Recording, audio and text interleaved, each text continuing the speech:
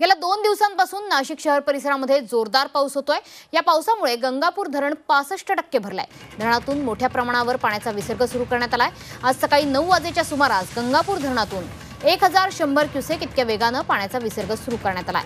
यामुळे पर्यटकांचा आकर्षणाचा केंद्रबिंदू म्हणून ओळखल्या जाणाऱ्या नाशिकच्या सोमेश्वर धबधब्याला आता रौद्र रूप प्राप्त झालाय।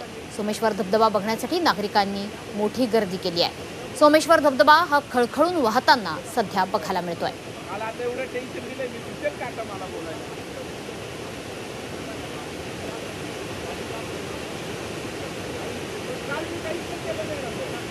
तर नाशिकहून आपल्यासोबत आपले प्रतिनिधी सागर गायकवाड हे जोडले गेलेले आहेत।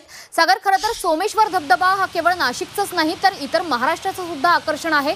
सध्या सोमेश्वर धबधब्याच्या ठिकाणी कशी काळजी घेतली जाते, पर्यटकांना काय आवाहन केलं जात आहे? नक्कीच मी आता नाशिकच्या पर्यटक म्हणून केंद्रबिंदू असलेल्या सोमेश्वर धबधब्याच्या इथे आहे। तर बघितलं तर हा धबधबा आहे हा खळखळून वाहताना पाहायला मिळतं। याला रौद्र रूप प्राप्त झालंय असं आपल्याला म्हणता येईल। हा सगळा सोमेश्वर धबधबा वाहताना नागरिकांची खरं तर या ठिकाणी आजूबाजूला गर्दी होताना आपल्याला पाहायला मिळते।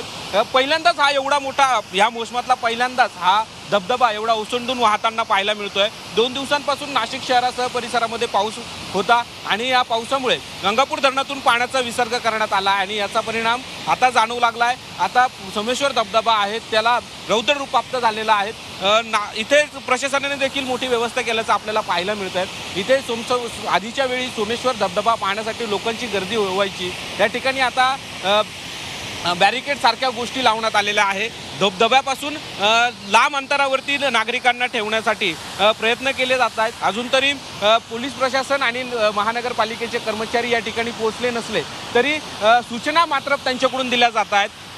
सोमेश्वर धबधब्याच्या इथे अनेक वेळा ज्यावेळी पर्यटक या पर्यटनास्थळी येतात त्यावेळी इथे मोठा अनर्थ होतो।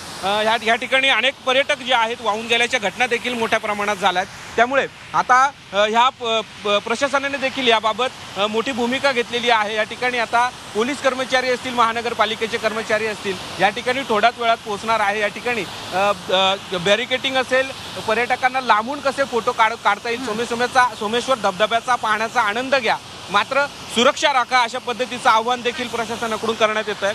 आता जर माझ्या पाठीमागे बघितलं तर ह्या सोमेश्वर जो धबधबा आहे तो खळखळून वाहताना पाहायला मिळतोय। नक्कीच सागर, धन्यवाद या दिलेल्या माहितीबद्दल आणि सोमेश्वर धबधब्याचं हे रौद्र रूप आमच्यापर्यंत पोहोचवल्याबद्दल।